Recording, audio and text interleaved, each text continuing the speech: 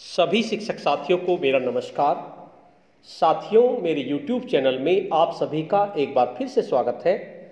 साथियों, आप सभी लोगों के निष्ठा के प्रशिक्षण चल रहे हैं और दिनांक 16 नवंबर 2020 से 30 नवंबर 2020 तक आपको मॉड्यूल नंबर 7, मॉड्यूल नंबर 8 और मॉड्यूल नंबर 9 को कंप्लीट करना है।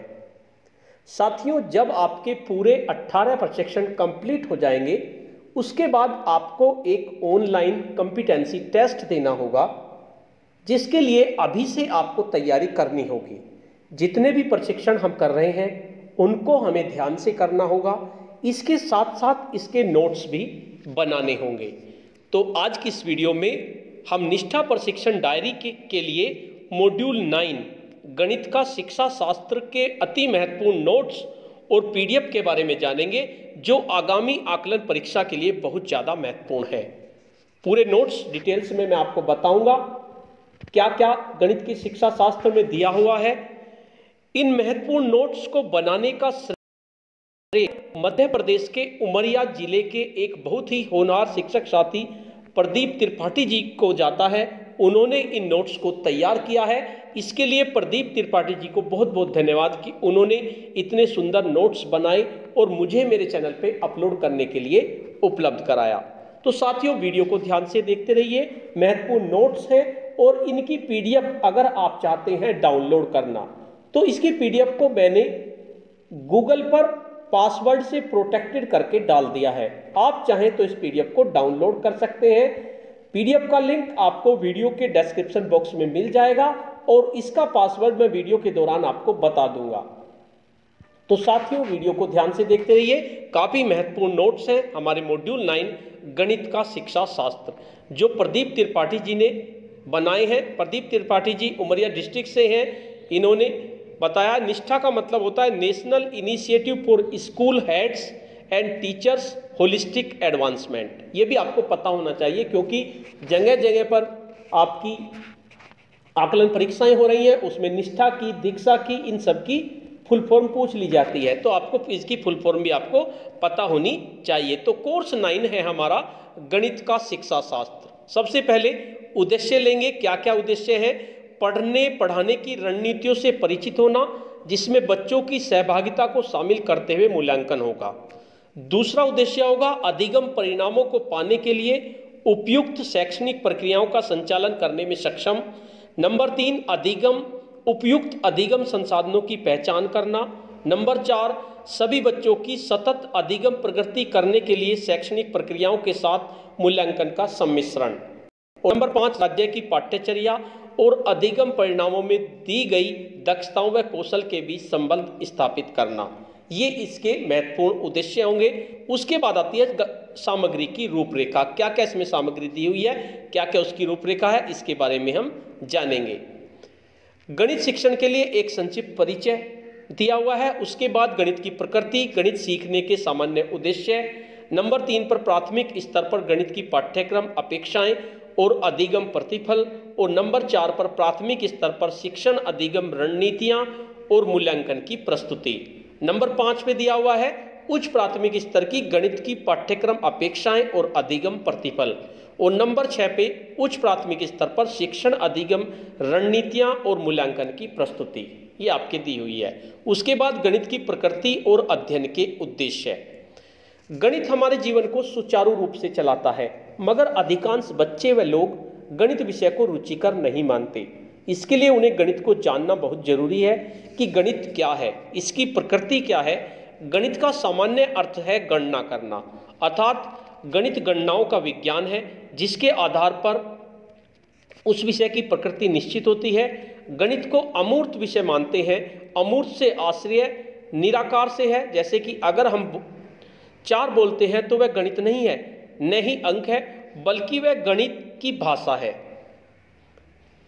4 यानी कि 4, ये सब शब्द हैं, जबकि 4 कुर्सियों की संख्या ही अंक गणित है, जिसे मूर्त रूप देकर 4 में लिखा गया है। गणित की प्रकृति हमें मूर्त रूप से अमूर्त की ओर ले जाती है। गणित तार्किक क्षमता का विकास करती है।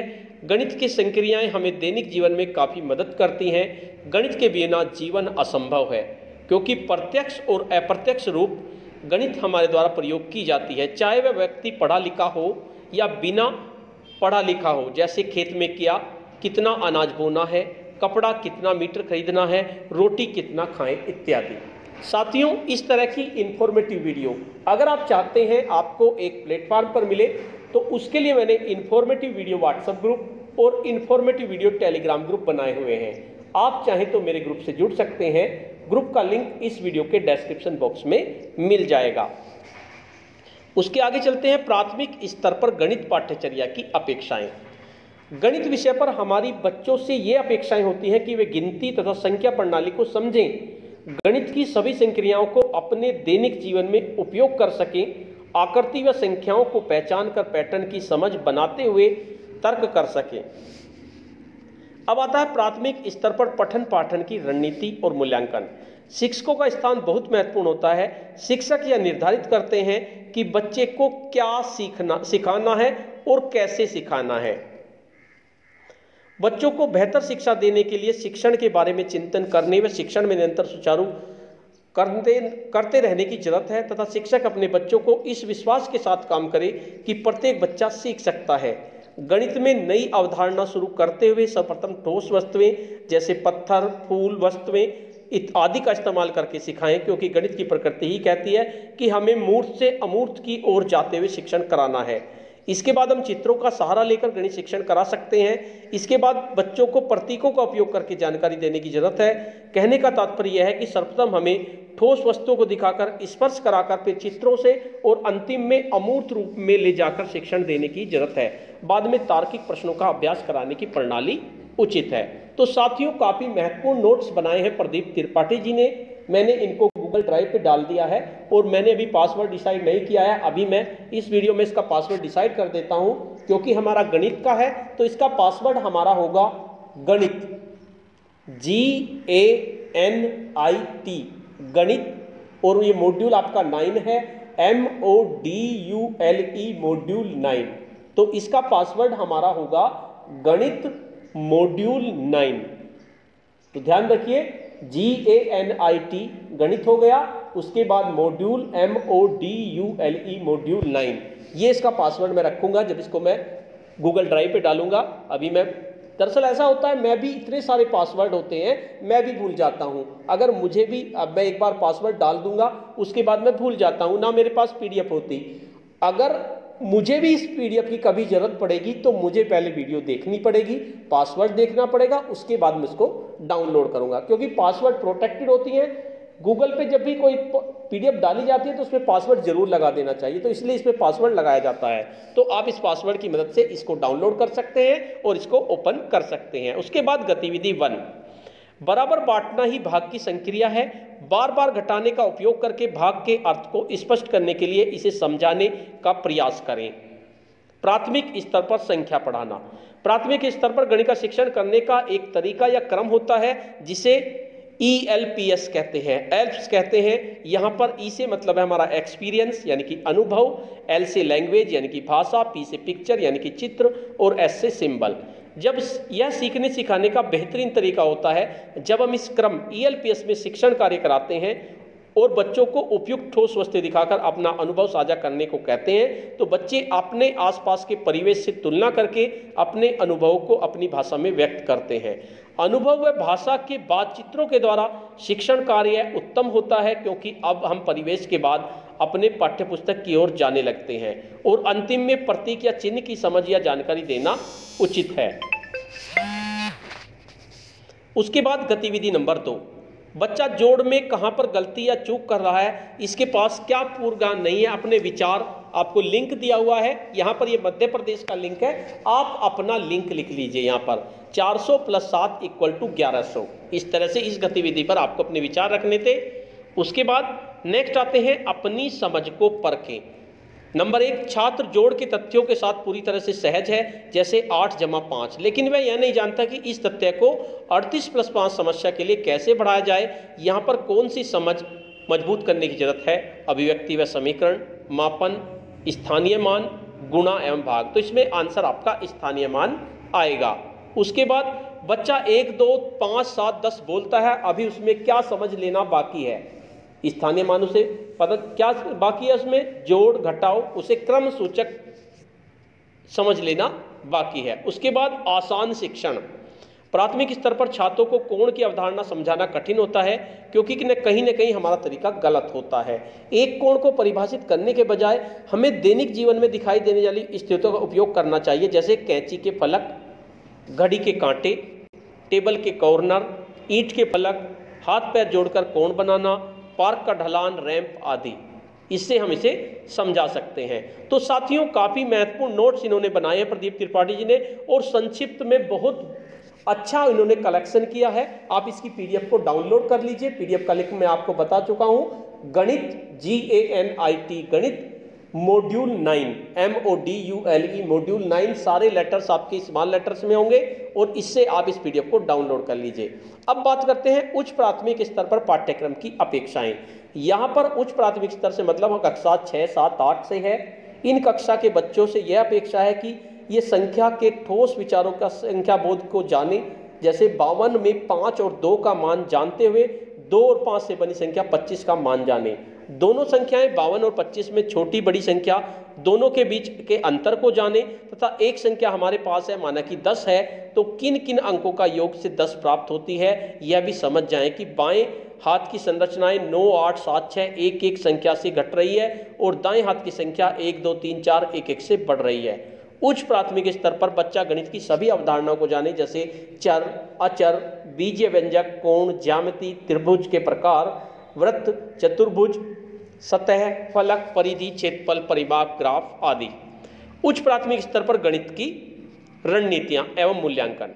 गणित के ज्ञान और गणित को कैसे पढ़ाया जाए, इसके इकट्ठे ज्ञान को आमतौर पर शैक्षणिक सामग्री ज्ञान PCK के रूप में जाना जाता है।